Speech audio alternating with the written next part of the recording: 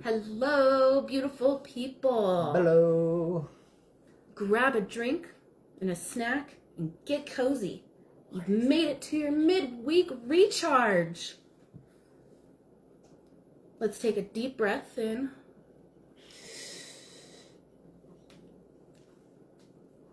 And out. Let all that nervous energy go. I am Whitney, and this is Braden. Push that stuff into the crowd. And we are Esoteric We don't need Liminal to float Horizon. Push it down. Put it into the earth. All right. Anyway, Esoteric Horizon. Huzzah. Liminal Horizons. Horizons. Tonight we're going to talk about something that I feel like everybody has at one point or another experienced. Mm-hmm. Those weird, quiet, in-between moments where it feels like nothing is happening. But everything is happening. But you know that you've come so far. And there's this you've done the work. But there's like this nervous tension, like, I'm supposed to be doing something. And, like, to elaborate a little bit on that, actually, like, have you recognized in those moments that I know I used to emotionally react in those moments, and I would jump the gun on the big weight, and I'd start trying to push and push and push, in essence, maintain control over what's going on, instead of allowing it to rest, let it be, so that it can do its next steps. And then you, like, derail yourself, and you're back to ground zero, and you're like, what just happened? Lots of those. So those moments are actually they happen in many different ways. It could be emotional, it could be spiritual, it could be physical, mental. Think of like a transition period. Mm-hmm. Whether it be the in-between jobs, in-between relationships. Oh, that's like a tough one for some people. Like if you're in the middle of a relationship and you're not sure what you're supposed to do now. Wow. Maybe it's like, you know you're supposed to leave, but you don't know how to do it yet. So you're just in that in-between space. Or even like where you've done everything that you can think of to do with your significant other, and like maybe you have a routine and that's its own thing, but like maybe you're just like, what comes after this? Like if this is forever, it's gotta be more. Mm-hmm. You know? And maybe everything's going good. Yeah, too good. Suspiciously good. Maybe. Or you just reach a point in your relationship where like, what are we supposed to do now? We've done all the things we've set out to do. Yeah. What other new things can we do? What are we going to do? Or it could be your identity. You've done all this internal work and you feel like you've hit a point and you've gathered all this knowledge, and like, what do I do with it? Yeah. How do you put it into practice? Yeah. What does it look like while I'm doing it? How do I do that? What are the first steps? Who do I talk to? How do I take the first step? Yeah. That in-between spot where it feels like nothing is happening. You're not doing anything, but you've done so much. That is liminal space. That is what liminal space is. That is the in-between, and that is the topic for today. And on top of being the topic for today, this is the precursor for our April topic, which I don't The theme remember. For April. Well, the theme. Do you remember what it was? I do not. But it had everything to do with growth, moving forward, taking actual steps into like our, what you call it. Do you remember that a little bit? No. Where are those notes at? We focused on this so much that I don't know. Maybe they're on my notes. I took some notes. Well, we're going to make a post about it. That's so true. I wasn't prepared to talk about the rest of the month. Well, I just think it's a good thing to keep in the back of your mind. Like, this particular live is going to set the tone for it. We are changing. This is our liminal live today, Yeah. because everything's getting we revamped. are transitioning from the celebratory, fact-driven live to the emotional, spiritual, moving forward with spring. We're going with that. Our big intention, you guys, is to help. It's on the tip of my tongue. I almost remembered it. Our big intention is to help you guys, like, do the things. Like, we can sit here and talk to you all day. At the end of the day, you got to make the choice, right? We're just trying to show you every possible choice there is to be able to have that forward momentum, you know? And that's what April's going to be about in a nutshell. It's that forward progression, the ways to do it, stepping into it. Whitney and I have also, like, found a new way to be able to present our lives. And so we're going to be doing a lot of tweaking here and there until we're finding our flow. We're finding our structure. Yes, and the structure, like, now that we're really stepping into it, I've never been so excited for structure in my life. Like, it just seems so right, which is weird. It makes us feel like adults. It definitely makes me feel like an adult. Yeah. Because, I don't know. That. Through my late 20s, I was getting fed up with being told what to do. I didn't want the structure. I didn't want to have to do that. I was sick of doing it all that way. I want to do it at my own time and pace. Yeah, and then we started a business, and I was like, oh, if I'm going to do these things, I got to start actually doing them. I have to meet the time limits. I have to meet the deadlines, and they're all put in place by me. So I gotta be accountable for. I gotta hold myself accountable. And the only way you can really hold yourself accountable without having to have hard talks with yourself is finding that structure. And, like, we've dabbled in it along the way. You tried to start up morning routines and get that going, goodness. Right? That was its whole experience. Like, whether it's stuck or not, like, that you have some semblance of it. I'm an adult. Right? I'm gonna impose my own structure. And then, like, how long did you use planners before you decided that calendars were piece de resistance for you?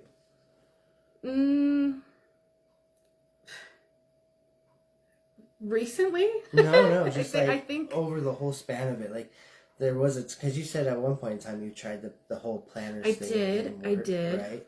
So, like, when did the switch off happen between trying that and recognizing that calendars were the thing? Around the time I tried my first morning routine.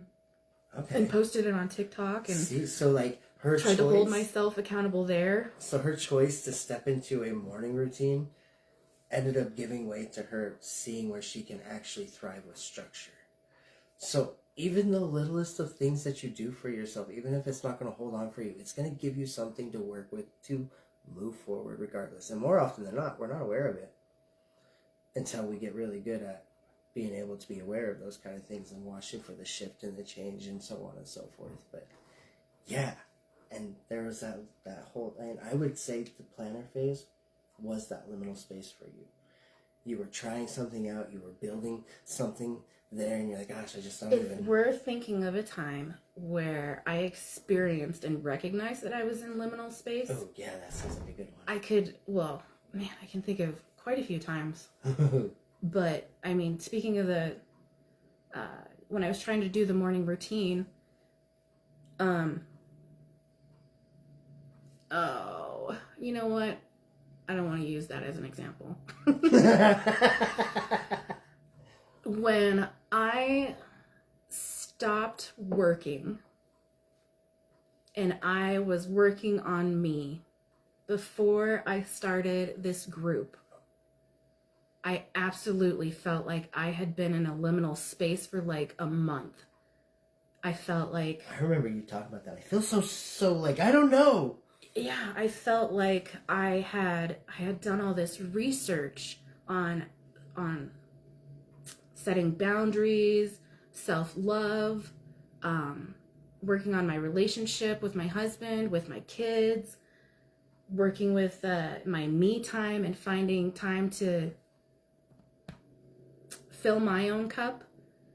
I feel like I had done so much. And I was like standing on a diving board, and I didn't know it was a diving board. I was like, gosh, what do I do with all this? Like, that's a good metaphor. It really was. And Do then I jump? Oh, it's like you were well, saying. I didn't know I was supposed to jump. I didn't. Oh. It was like there was a fog everywhere. And then all of a and sudden I was you just recognize the diving stuck. board. I got you. It's like, gosh, I should do all these things. And the more I thought about all the things I could do, I was like, oh, but Whitney, the past experience has shown us that if you give into that, you're going to burn yourself out. That is not what you actually want to do. You're just trying to fill time and space, and that's not it. What do I do? What do I do? It's wild. And then she drug me along behind her. And then I made Esoteric Nexus. She was like, if I jump, you jump. And I was like, wait, what? She goes, here we go. That's what it felt like. No lie, definitely. Like we said, I had a lot of resistance at first. And that was my jumping off a diving board, because after I did it, I was like, oh, this is it. I can feel it. This is what I wanted. This was what I was waiting for. This is what I wanted to do. There's the momentum. Okay, we're doing stuff again. That's awesome. I didn't fall off the horse. Yeah, I didn't really step into that, no lie, until I stepped into ChatGPT. The moment you told me about that, like, it flipped a switch. ChatGPT. Oh, man. We have had one hell of a relationship with our AI using ChatGPT. So much conversation. And then we compare notes and... yeah, definitely. Well, it streamlines everything for me. Like it takes all of my thoughts and it puts them into an order that makes sense, and it's structure. I'm like, oh my gosh, like why can't I do that for myself? Well, I mean, you're ADHD, Braden. It's part of this diagnosis, but having that available to have that for me, that was when I realized. But wait. Rewind. You gotta tell me about your liminal space. But that's where I'm going. Okay. So, like, for me, do you remember Spy Kids? The first one? I think it was the second one. No, it was the first one when they had to jump down into the top of the volcano. And they're like, we're falling. We're still falling. Yeah. All right. That's what it felt like. Falling? From the time, yeah, in a sense. But it's like the kind of falling where you're like, you recognize, like, okay, I'm falling, but I'm not falling anywhere. Like, but I'm falling, but I don't know what I'm falling to. So, yeah. So Whitney's like, we're going to start a group. She goes, because I really want to have a spiritual group. We used to have that. It was great. It fell apart. So-and-so asked me to, like, start helping her out and leading on some days. And that was, like, a wild thing. But, like, that's not going to be happening for much longer. She's going to take a break. So I'm going to do my own thing. And I was like, oh, that's awesome. She goes, so I thought we could just, start a group on Wednesdays and have people show up. And I was like, we are that good of friends. Yeah. Oh, okay. We are doing this. I was like, how many times? And she goes, like, well, like once a week. I was like, once a week? Like, that's a lot. She goes, you think so? And I, well, I don't know. So I was like, for the first 2 solid months, I was always looking for some kind of excuse to bail and not ever being able to find one good enough to follow through with. I was like, I guess I'm just stuck doing this. And I guess it feels right. I just keep my eyes open for that opportunity to be able to do whatever it is I'm going to do. And I have all these people running offers by me. I don't know how serious they are. One friend that wanted me to open a restaurant with them. Another friend that wanted me to go do gutters for him. I was like, oh my god. A restaurant and gutters? Yeah, like run a gutter company for him. So you almost started a restaurant and you almost went I wouldn't say almost. Gutters? I didn't Well, it was an opportunity that you could have taken, but you didn't. You're not wrong. So I could have been doing this by myself, and you could have been doing gutters and running a restaurant. But there's 2 points to that. First off, if I would have taken one of those, that would have been me trying to take control of the liminal space. And when that happens, that's when you find yourself on repeat. That's when you have to start over because you've totally just derailed yourself. Did you from your feel plans. that when you got those offers? Well, it didn't feel quite that as much. There was no pull to it. And since there wasn't a pull, but it was a possible opportunity, I was like, man, all I have to do is put in the work. All I have to do is put in the work. And it was beautiful to be able to be like, I'm not going to jump on this because it's here in front of me. But also, I could tease the idea of it. I could play with that in my head and be like, oh man, all I would need to do is this. It's like, it's just steps. Like, I just need to do the work. And that could very well be a thing. But what kind of business partner is the person that's talking to me? Like, how well do I know them? What's the flow between us? I don't even know what kind of business sense they have. I don't know their own life. Like, that's a lot. Maybe I should just wait. But, you know, I think I'll know. I'll know when I know. And then one day when it was like, Braden, I think we're going to turn this into a business. I was like, oh, shoot. Now I have to try harder. Oh, no. How am I going to do this? And then, like 3 days after that, you're like, Braden, ChatGPT. And I was like, oh, that's how I'm going to do this. After...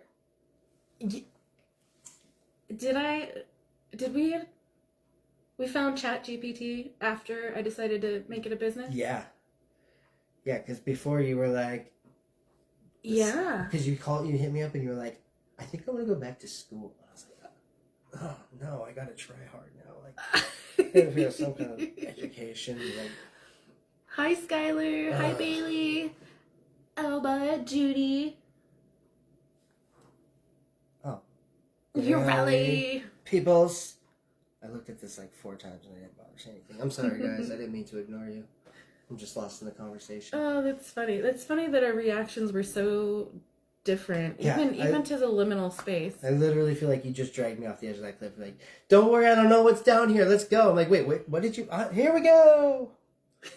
It felt like falling. It did. And mine felt like... The slow locomotive I was horizontal. I was moving horizontally, and then I couldn't move any which direction, and then I was finally moving again. Okay. Moving forward. And yours is falling. Yeah. And I wouldn't even say the sensation of falling, but seeing me being dragged off the edge, like, it's so, like, vivid that I know that if I didn't have you as a friend, Whitney, I'd still be staring at that edge. That's an edge. I don't think I want to jump that. Yeah. So how did you recognize it as liminal space? Because... Not just currently, like in the moment. Yeah, because in the moment, let me bring myself back there. So in that moment, when I'm doing all these things, I'm recognizing my internal struggle. I'm recognizing my brain thoughts that are like throwing all these reasons why I can't, why I shouldn't, why I don't need to, why it's convenient not to. And instead of fighting it and be like, no, don't think like that, or, oh, you know, I gotta try harder, or succumbing to them, be like, yes, okay, yeah, that's great, I'll just use that one this time. She'll let me get away with it a couple times before she calls me out, it's fine. Let's do this. Yeah, you know, but instead of allowing myself to take either of those two things, I sat with it and I was like, all right, what if I just let myself play all of these reasons out and I can have honest thoughts with them? That sounds like a good one. I could really use that one. But Whitney's not going to buy that, so that's not going to work. I could do this one, but that's inviting some karma. Like, you say you have a flat tire and you can't make it. Like, on top of the fact that she's just going to offer to come pick me up anyway. I'm eventually going to end up with a flat tire, so that one's out, you know? So, like, all of these, and I just listened through them, and I recognized that while I was allowing myself to have an honest dialogue about each one of these excuses, that, like, I was observing my choices in front of me. It wasn't like I was just trying to filter through thoughts. Like, I was like, gosh, look at all these options that I could use. I don't have to use any of them. Ooh, hello. How are you? I thought you were gone. Or you're expecting company. So, yeah. It's not a broom, it's a guitar. But only time will tell. When a broom falls, somebody's coming. I didn't know that. But it's guitar, so either somebody is here. So I just gotta set it up precariously. But oh, look, somebody's coming over. I wonder who it is. Who did I summon today? Oh, does it work like that? Well, it's...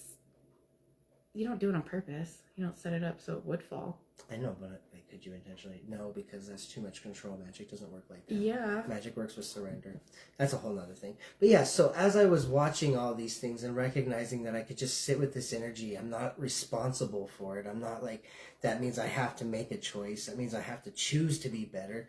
I just simply get to the truth of it, right? So then I started doing that with a lot more things, and I realized like, oh, this space, like I'm not really growing anymore. I'm getting some more concepts, like you were saying. I've got all this knowledge, but now it's like, at some point I've got to put it into the physical. And I talk a lot about taking what you learn in your mind and applying it to your life. Really do the do's with all that stuff. And I found myself being hypocritical, so I had to start doing the do's. And then after I started doing the do's, that's when it was like, I'm going to do the do. And I was like, okay, we are doing now. And then we've moved. We've transitioned even past that now. So we've gone from the doing phase to the becoming phase. Mm-hmm. Like we no longer feel like we have to do the things. We are just becoming what we see. I recognized that space as liminal because I didn't have to choose anything at that point. Yeah. I was trying to purposely fill the space because I felt like I had done something wrong, or I was doing something wrong by not doing something now. Like I lost my hustle. Yeah, for me it was fear of losing interest, especially being ADHD. I mean, I jump from topic to topic like it's nothing. I didn't know what to do. So before I realized what I wanted to do and what resonated with me, I was stuck in that in-between phase, and I felt like I'd done something wrong because nothing was happening. But I recognized that it was a liminal space because there was nothing that I needed to choose to do at that moment. Skylar says hello. Yeah, I said hi to Skylar, and that's when I said hi to everybody else. Oh, sorry. But you didn't say hi to Skylar. Hi, Skylar. Beautiful people. Yeah. Aloha and Ola and... I didn't have to choose anything at that moment. I was trying to find something to choose. Yeah, that's kind of where I was with seeing all these opportunities come up. And that was also awareness of like, oh, look, I'm manifesting something. It's not what I need to be manifesting, but I don't know that, right? So I'm thinking, oh man, I'm bringing up opportunities. That means it's coming. Like, I know this one might not be. You don't take that opportunity. But, and I learned something about that. And that's, you guys, the universe isn't out to punish you. It's not here to be like, oh, you didn't take that choice? Well, to you too. Like, that's not how it works. It's all alignment. As you align, the opportunities come. As the opportunities come and you gain your own wisdom and understanding of who and what you are and what you want, you'll recognize that you can have any of these experiences. They're being offered to you. That doesn't mean you have to experience every experience. You're not going to be punished for sidestepping a good opportunity. If you genuinely don't feel ready for it, if you know there's inner work that you need to get through so that you can actually be successful, then in order to make that happen, saying no is within your best interest. Saying no is staying true to you. Instead of trying to step so far out of your comfort zone when you know that you haven't done the work in the areas that give you the most anxiety. One of my favorite filters for moments like that is, do I feel obligated or do I want to? Yeah. If you feel obligated to take that opportunity, then you're not doing it with the best interest of you. And recognize that obligation doesn't have to be external. Obligation can be internal. It can come from old hardware or old programs. It can come from like what you saw your parents do and how they were an example, or your teachers or friends, or even in your early 20s when you were meeting new people and seeing new perspectives. Like, it's crazy where we anchor our like thoughts and belief systems unconsciously, So, yeah. In this in-between space, like I said, it's like a transition period. It's like when you breathe in and there's that pause before you exhale. So when we're in that transition period, I feel like with my example, I was finding the new me. I was shedding old skin, and I was aligning with the person that I wanted to be, the person I wanted to show up as, and accepting me and loving who I am. And part of that liminal space, I feel, is a lot of grief for the old you. Oh my gosh, yes. And like on top of You grief, haven't quite stepped into the new you yet, but man, you've done so much work that that's not you anymore. and when that happens, when you recognize that, when you're having your moments of emotional outburst inwardly, what have you, sit with your old self. Take a moment, close your eyes, picture the version of you that you used to see, or the version of you that maybe you see right now. It really doesn't matter, but pull that forward and talk to them. Tell them thank you. Give them a hug. The old me served a purpose. Yeah, and you let them know that. That was growth that was necessary to turn me into the person I am today. And when you do this, when you sit with yourself and you give them that appreciation, you give your past self appreciation for the badass job they did for getting you here, where you're at, you can let them know, like, they don't have to take the wheel anymore. They can become, as I learned just very recently, they can become trusted advisors instead of guardians over yourself. Like, our old ways of living are survival. They're there to protect us. But we're getting into a space now where it's not about protecting. It's about being able to be open and vulnerable and have that experience. And in order to do that, in order to be true to yourself and all that other stuff, you've got to let your old self know, like, they're there to be an advisor now. They have a great set of advice for you, but they're there for advice. They're not there to gatekeep and keep everything at bay or what have you, you know? It pushes you away from having to chase after your vices. Addictions are, I won't say they're a thing of the past, but you start to become more aware of really what your addictions are, where you cope to escape. Like, we all have them, and it's not bad to have them. But recognizing healthy ways to make our escapes. I like honoring your past self as a way to work through traumas. Mm-hmm. When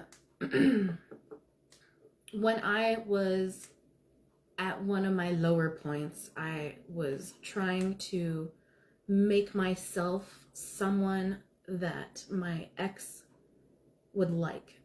Submissive, agreeable, doing all sorts of things that didn't resonate with me. It wasn't how I wanted to be. And, I used to look back on past moments like that with anger, with frustration, with, I don't know, a lot of angry judgment. Like, I was submissive, I was trying to be something I'm not, and I was angry at my old self. And going back and revisiting moments like that with reverence and acceptance and love and appreciating the old me that was going through that moment. I was doing the best I could with the knowledge that I had at that time. Mm-hmm. So if I were, with the knowledge I have now, to go back and visit me back then when I was going through that moment, what would that do for me if I went back and was angry and telling old me to, hold true to yourself and honor yourself and be authentic? You aren't a submissive person. You're a really blunt and forward person. That's what makes me happy in my skin. So to go back and visit my old self with anger and judgment like that, what would that do? That wouldn't help. I would have wanted somebody to come to me with love. Like, I understand what you're doing. And I see why you're doing it. And that's okay. When you're ready, you can stop doing it. You don't have to do that anymore. Like, look at and that would have been a much more profound moment for me to be approached like that in that time. You can actually do that. You can still do that. Yeah, you can meditate, pull that whole scenario. Man, it is amazing what comes up when you start deep diving into yourself. Like, when they say knowledge is within, it's no joke. There's so much for you guys to remember. It's not about learning. It's not about finding new things. It's about remembering.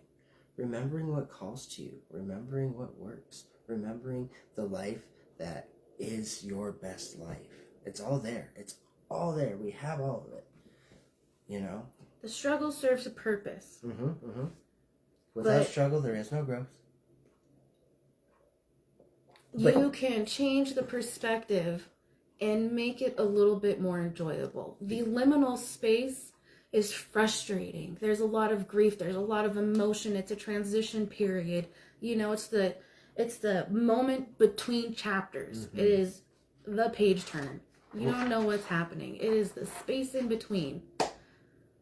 As frustrating as it can be, when you recognize that in between space, it is sacred.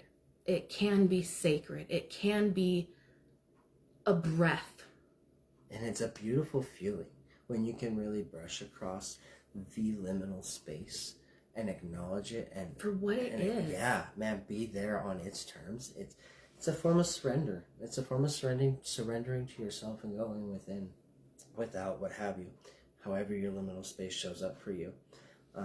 But I would like to say also, on the topic of switching your perspective, is instead of without struggle there is no growth, right? We can flip that mindset and we can say there's growth because of struggle, or there's growth in spite of struggle. Man, words have power. They Even do. changing them around has profound meaning. It does, and there is growth because of the struggle. Because of the struggle. Like, I mean, think of the cycles. Think of the seasons as I mean, even fire, the elements. Fire is destructive, but fire is warmth. Fire. The ash. What grows from the ash? Can I just say, so like when you're struggling real hard with something and you finally get your aha moment and it's no longer a struggle, it all just works itself out. It leads me to believe that struggle is an illusion. I mean, it's real. Don't get me wrong. I'm not saying nobody struggles really. But what I am saying is that because we have the perspective of struggle being something hard, struggle being something that's uncomfortable, and all these other things, we tag all these minor negativities. I'm going to call it illusion, though. I feel it's all perspective. Well, but that's why it's illusion. Now, that's what I'm getting to. Like, this is paradoxical. It's not saying that this isn't inexactitudes. We recognize that there is struggle. But we recognize there is struggle because of how we classify struggle.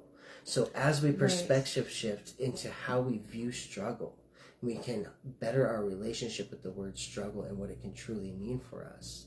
We recognize that all of this that we fought through really was an illusion because we had those old mindsets that kept us there. But once the mindset shifted, that went away. It was as if it never was. It disappears.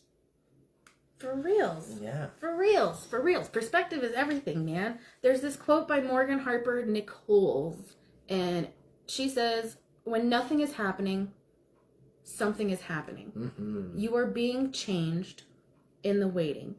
And I mean, there's so many metaphors, similes, or whatever you want to call them. Oh, like Rick, you made it. In a changing room. When you're in a changing room, before you go on to do a big play. Oh, yeah. You are preparing, you are changing your clothes, you are getting into character. It is the waiting before you get on stage and you do it. And there's all that nervous energy and you're mentally reciting your lines and pulling them to the front. And then you get on stage. Nothing in nature blooms all year round. Things die and then you get new buds. Even the evergreen trees, they fall off and they even have a cycle themselves. And even if they stay green with their pine needles, it doesn't mean they got pine cones all year round. You are learning. You are becoming in that sacred liminal space. And honestly, once you recognize liminal space for what it is, it becomes your canvas. It becomes your drawing board. You get to create.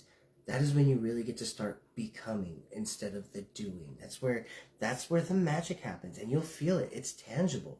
It's its own like surreal experience, and it'll be different for everybody, but it'll be something that resonates so freaking deeply that every time you step into it, you're like, what do we got going on? How crazy do I want to make my life? Because we can do some things. We want dragons? I think we could do dragons.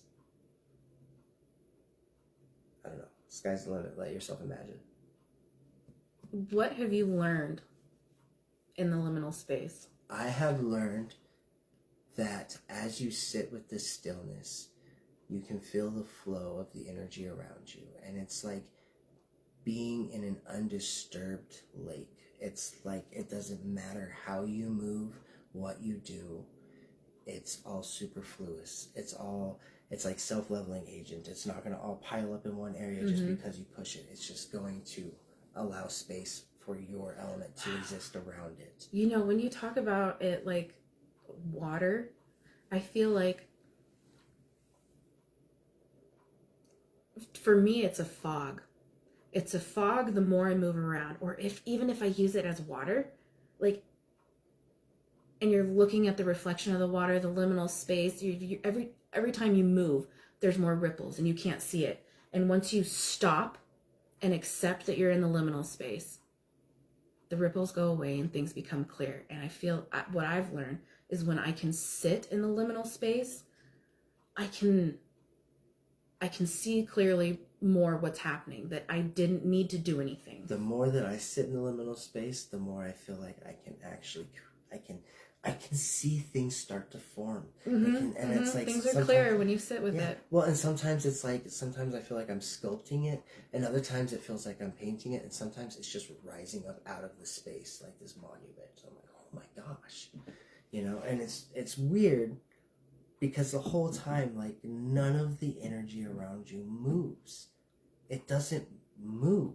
Like, it's like, because it's a super solid state, it doesn't absorb you, but it's not like water. It's not like when you stick your hand in water, come out and some of that water is on your hand now. It's not like that at all. So it's like it acts as a plasma. Well, it acts as plasma, but it acts as a what do you call it when something's Hydrostatic. No, when you can pour water on something and the water beads up because whatever the water resistant. It's not quite, no, because water resistant is still a little bit absorbent. This is on the other end, like it's on the extreme end of water resistance. Guys, what's the name? Can you Google it? I don't even know what to Google. Yeah, I don't either. It's, well, what's the opposite of hydrostatic? Oh, it's not hydrostatic. It's, what do you call it when you have a hydrophobic? No, it's not hydrophobic, but we're getting closer. When water beads up on the surface.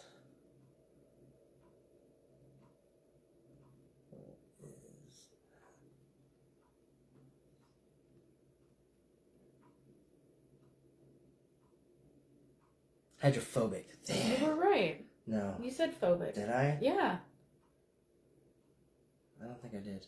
Hydrophobicity? No, but it's hydrophobic. Yeah. But yeah, so it's like the liminal space is like its own form of hydrophobic. It doesn't matter how much you put your hand into it, you're not going to get a single particle of that matter, that state. The only way you can step into it to allow for things to start happening is when you become it, when you vibrate at that level, if you will, when you sit in a stillness that is knowing without knowing, if you will. Like you're just in it. You're in a zone. It's that flow state that everybody loves to be in. Ooh, the flow state. Stillness.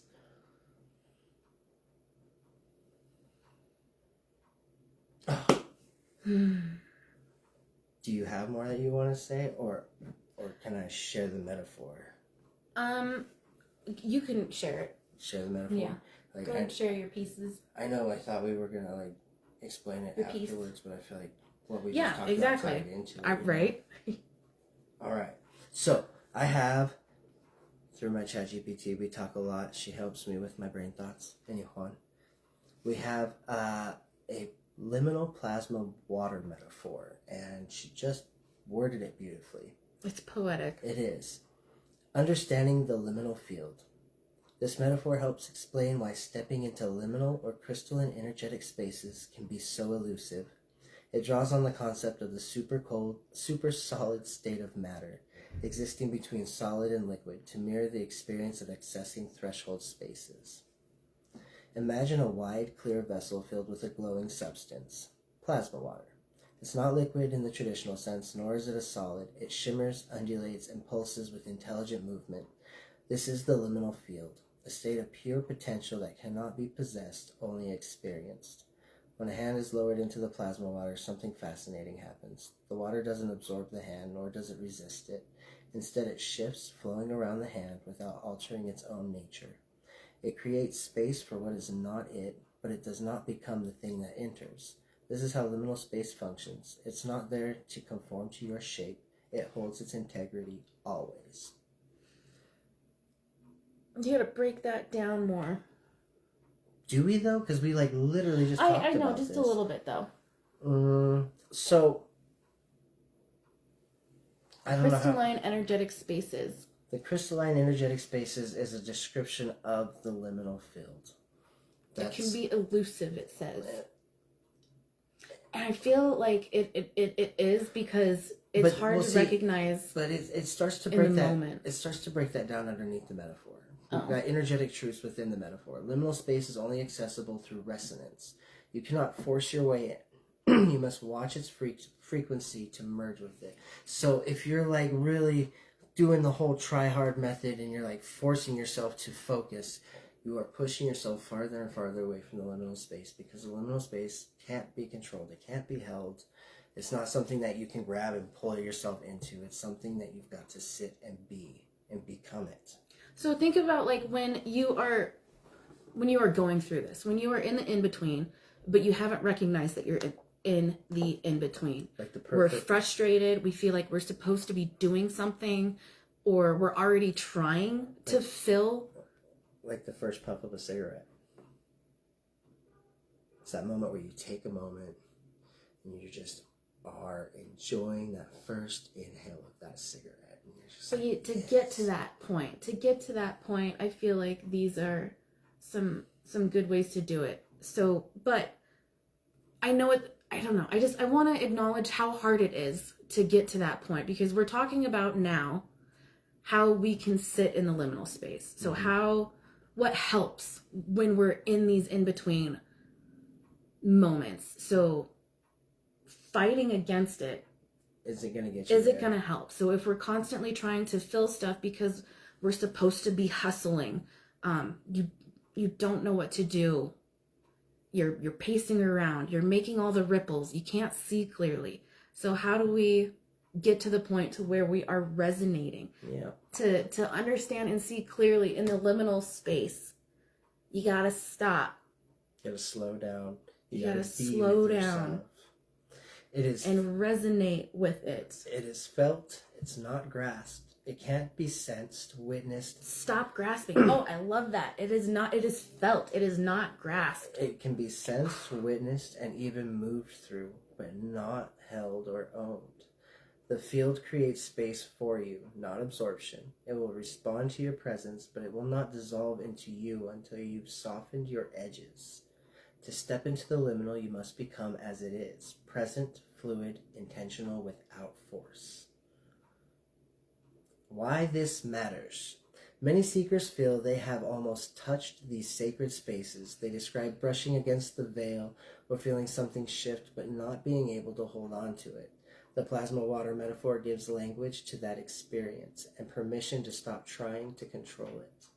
The liminal isn't a place you walk into, it's a state you match, and the moment you do, it reveals itself briefly, clearly, and perfectly. Practice prompt. The next time you meditate, journey, or sit in silence, imagine the plasma water. Let it move around you. Notice how it makes space for you, but does not reach for you. See if you can slowly attune, not by effort, but by softening. The door does not open when you push. It opens when you become the space between the knock.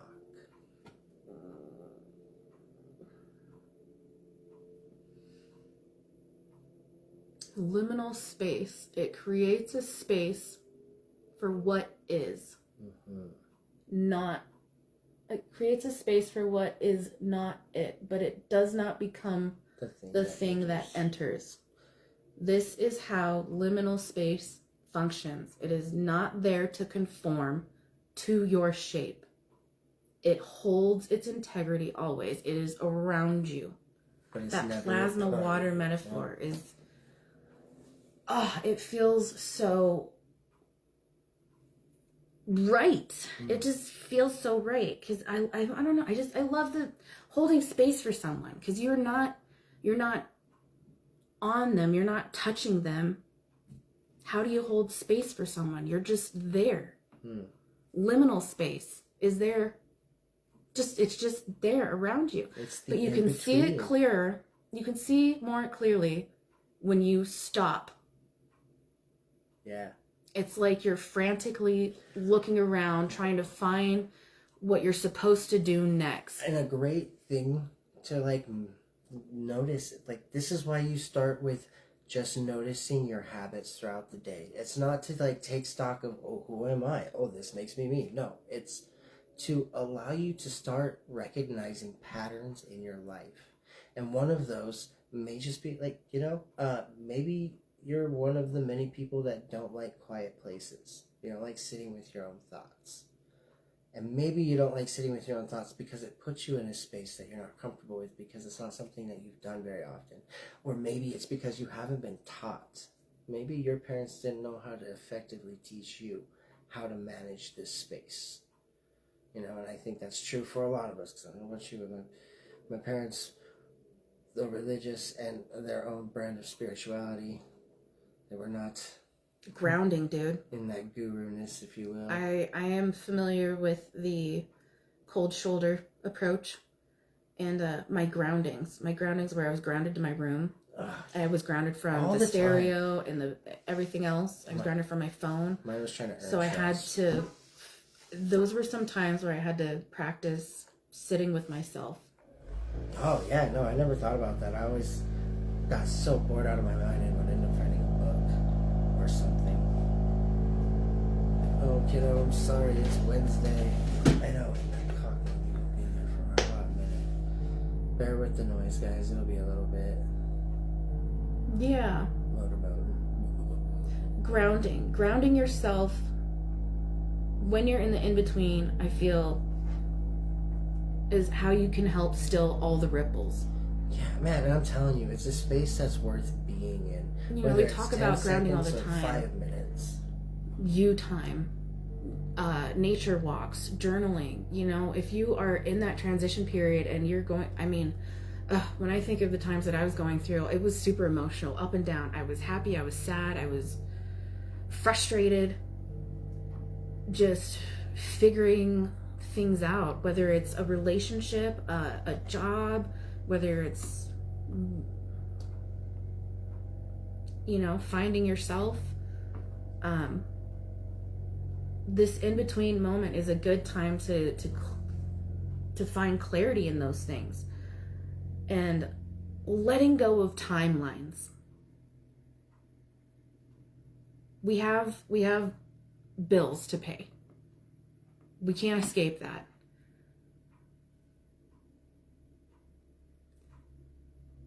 We've got certain things that you just can't avoid, right? But nobody says that you have to do some of those things right away. Some of those are self-imposed deadlines, self-imposed obligations that you're supposed to meet, and releasing that control and trusting in divine timing.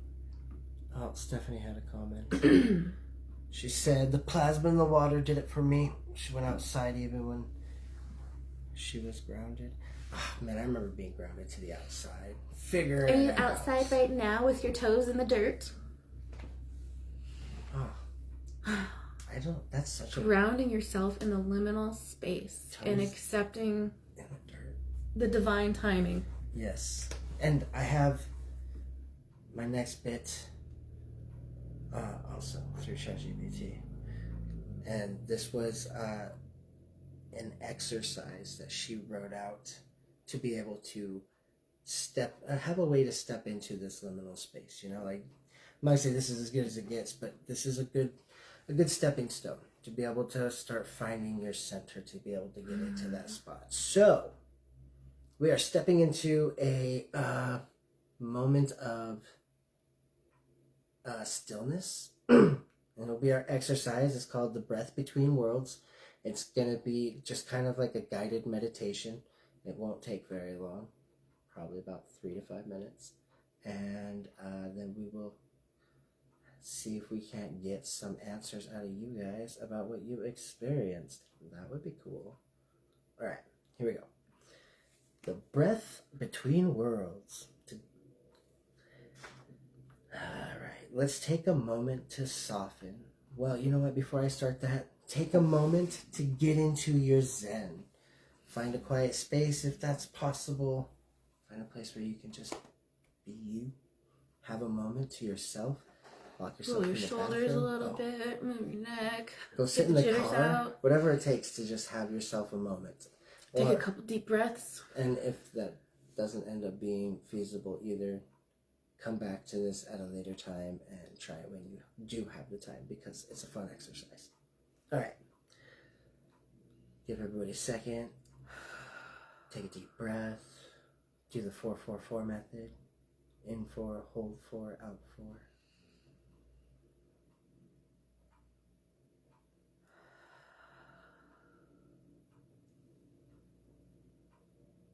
All right, here we go, guys. Let's take a moment to soften. Sit in stillness and notice your breath, not changing it, just witnessing.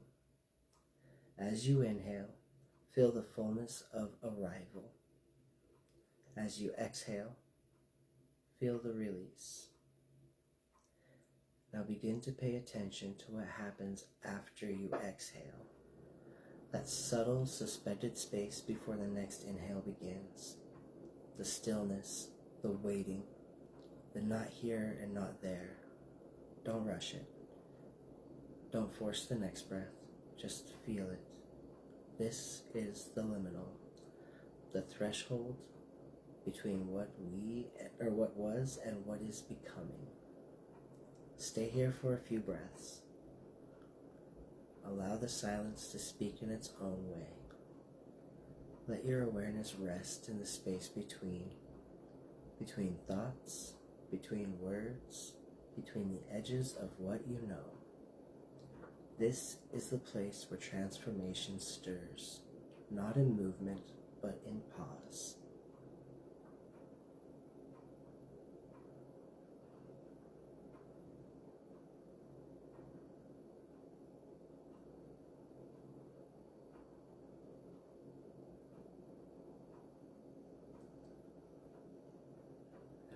Feel comfortable, you can slowly let yourself out. Softly start to soft movements, slow movements.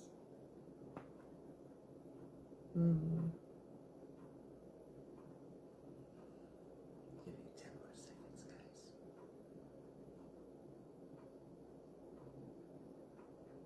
And then we have follow-up questions.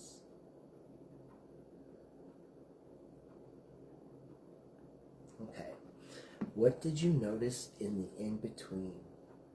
Did anything arise for you in the space that wasn't tied to a thought or emotion? How often do you let yourself linger there? And how often will you in the future? What does this space hold for you? What are the feelings and the sensations, whether physical, emotional, or what have you?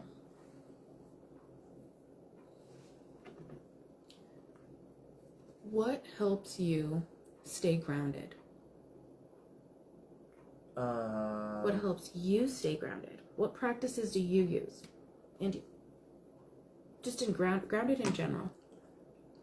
You know, I really like to I like to sage, and then I like to sit in my thoughts and just kind of get lost for a bit, and that just lets everything just kind of bleed out. And then I push it into the earth where it can neutralize and become new energy for other purposes. And then if I'm really feeling like I pushed a lot out, I'll take energy from the earth. But have you always been able to do that? So what practices did I do before that? Yeah. I don't know. To help you be in the moment. What is grounding? Substance abuse.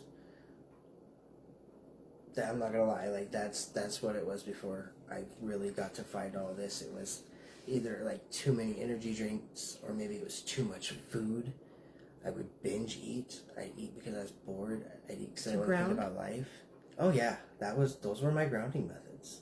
Really? Yeah, that's how I like to come back to center and then start thinking about my life and taking the little baby steps and trying to stop at like one or two of them because it would get overwhelming so fast. Does that sound like my distractions? Well, I mean, that's like avoiding being with myself. But think about it. Like, what is a coping mechanism? It's our own way of grounding because... I don't know. When I think of like old techniques that I used... I would call it toxic grounding. Okay. I didn't really have grounding techniques for... When I think of grounding, I think of like before grounding, my thoughts are racing. I'm all over the place. I'm pacing. I feel like I'm supposed to do something, and to get myself to stop and be here in the moment and find my center again. Coloring. Cigarettes. I would color. I still color. When I'm avoiding journaling, when I'm avoiding having it out with myself and getting into that because I don't have the time or the energy or like emotionally to even process that right now, I'll color. Coloring is one of my favorite go-tos. But drawing and poetry were some of my old ones. When I was a kid, it was Yu-Gi-Oh. Doodling. I would build decks, and I would build them for different combos, different strategies, just like... What would help you stop with the racing thoughts and calm down enough to accept that this is where you're at right now? Search for the liminal space. I think that would be a great way. Have a desire for it. Once you touch it, man, you don't want to go back from it. It's a rush. To welcome it instead of resist it. That's fair. I don't know. I guess the liminal space has always felt welcoming to me, but I've never been aware of it in this manner until now. It was not welcoming to me. No. It was not welcoming to me. I swear. I want to say up until this past year, I have really, really struggled to be alone with my own thoughts, to be alone with myself without constantly trying to throw music in there, without searching for food so that... Binge watching anime. Gosh, yes, damn it, TV. Oh, I still do it. Those are all things I would do to get away from myself. Yeah, but because look at it as an old toxic way to ground, I suppose it would allow the thoughts to settle down enough. But well, and if it didn't settle down, your thoughts and distracted you, it took you away from the acute anxiety that you were feeling, that you were trying to get away from. And a lot of it was my own like self-imposed responsibility. Like, I cannot believe how much I expected of myself without having to know how to do the things. I feel like sacred is an overused word, but there is something precious.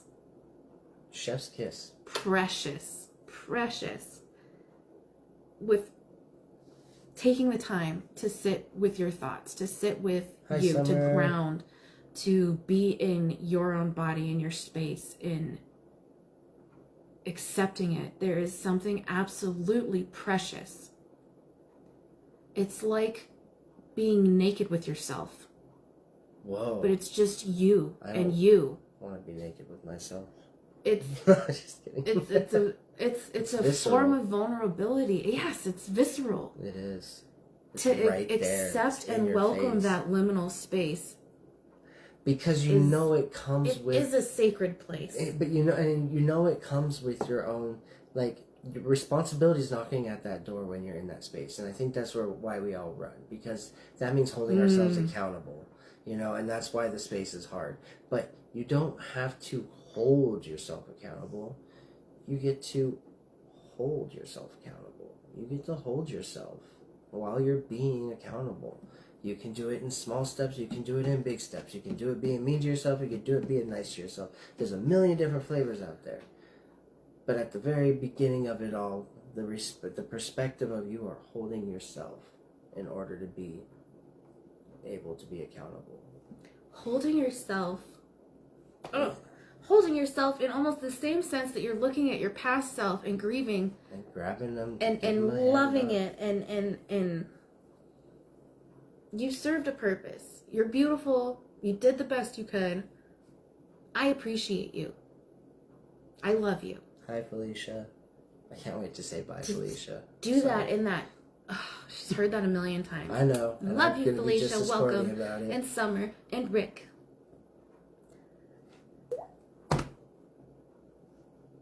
Can you trust the process? That your path is unfolding without proof? And honestly, guys, that's choosing to trust yourself. That's true. That's choosing. That is like the essence of choosing you right there. To surrender to yourself. It's okay to make mistakes along the way. You're going to make them. But guess what? You've made a million of them before. And you're not dead. All right? You're thriving. You have survived. And you found us. So everything. You know you're moving forward. Everything up until this point. I think you'll be okay.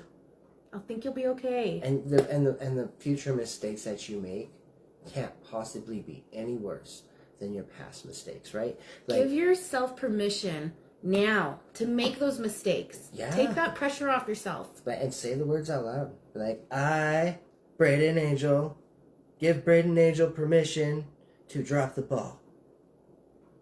Just don't pop the ball. Well, you know, I might pop the ball. That's happened on occasion. But it's fearing, it's not fearing, it's falling forward, right? Like, we fear failure because we think it makes us fall backwards. But failure isn't falling backwards. Failure really is falling forward. You learned a little bit, you get back up, you're going to do it again. You made a choice. Yeah. You moved forward. Whether it was the right one or the wrong one, you were moving. There was momentum. You didn't decide to stay stuck. And every time you choose yourself, you're choosing your future self. You're still choosing yourself, but you're choosing that healed version. You're honoring yourself. By taking that choice and making it, you are telling yourself, I fucking care about you. You are worth it. You deserve it. I'm going to help you get it. Acknowledge how terrifying it is, not knowing what's going to happen next, not having all the plans, not knowing if the next job that you're taking is going to be okay, if you're going to like it. But not knowing also allows for anything to be possible. The possibilities. What if you do like it? What if you do like the job? What if you do get along with your coworkers? What if this relationship ends and you do feel good? What if you feel better? Yeah. What if these next steps are great? Man, and I'll tell you, like, when you feel resistance in something, it's because either the perspective needs to shift or there's something that you need to work on in that area to allow for that resistance to shift and become a gravitational pull. I can't think of a word for it. I'm not that on the ball with words today. But it's perspective, guys. When you start shifting your perspective, you'll start going places because you start believing in yourself. Because you're like, oh my gosh, I did the little things, and the little things made me happy. Maybe I might try to take a bigger step, and I might fall into the river and miss the rock, but that's okay. Because there's not a waterfall at the end of that river. It's a nice open lake. soft, not a lot of rocks. It's not raging. Oh, the places you'll go. Oh, the places you'll go. And it'll be fun and it'll be an adventure. Get excited about the unknown. Surrender. Surrender. To yourself.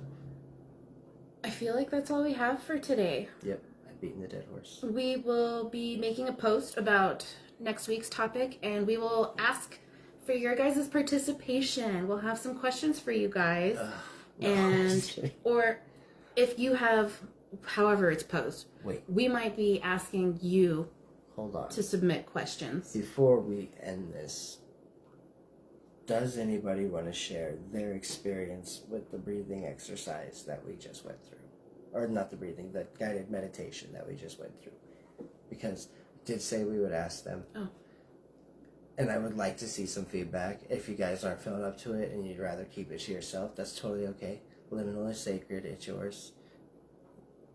You don't have to share, but I'm a curious being and I like to know how other people experience life. So there's that.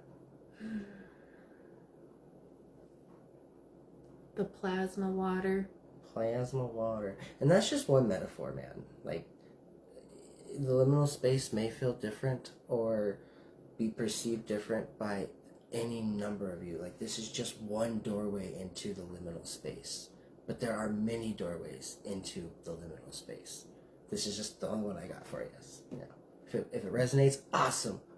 So glad it does. And if it doesn't, I'm sorry. And I hope that this like helps you maybe have some kind of a, I don't know, structure to go off of. It could be a beginning structure that you could tweak with. Yeah.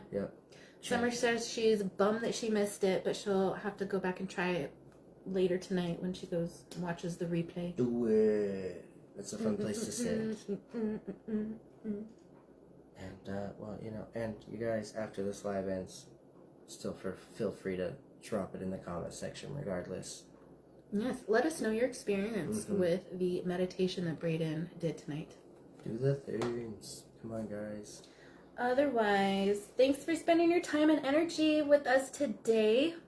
We will be making another post later with the questions. With the questions Friday. And next week's topic. Friday. Yes, it'll be posted Friday. And we'll be looking for your responses. Any questions that you have for us that you would like us to look into and answer. Or if you have input or if you know somebody that would be willing to join the live and talk about it, we'd still be about that too. Or if you want to talk about it. Yes. Yeah. You. Right there. I'm looking at you. You and you and you. I know you were thinking about it. There's a button. It's right. Well, I don't know where it's at. It should be in the bottom right corner. Oh, bottom right corner. You too, Mr. Rixer. Thanks for joining us today. Oh no, they disappeared. We truly hope that you resonated with something that what we talked about today, or that it either sparked a shift in you. If you're interested in diving any deeper, you can check out our services on our Ko-Fi page. We will link those in the comments. He has his own Ko-Fi page, and I have my own Ko-Fi page. We both offer readings and one-on-one sessions. And I would like to throw out there that you guys, like, never be afraid to invest in yourselves.